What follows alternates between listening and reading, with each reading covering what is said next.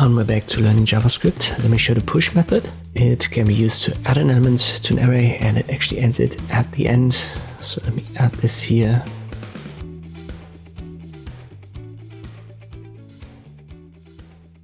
To the end of an array. We've got our colors instead of the ARR array, red to yellow.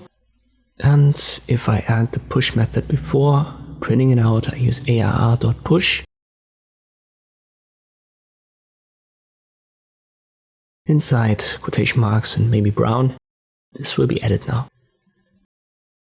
You can also add multiple elements, just separate them with a comma, maybe magenta.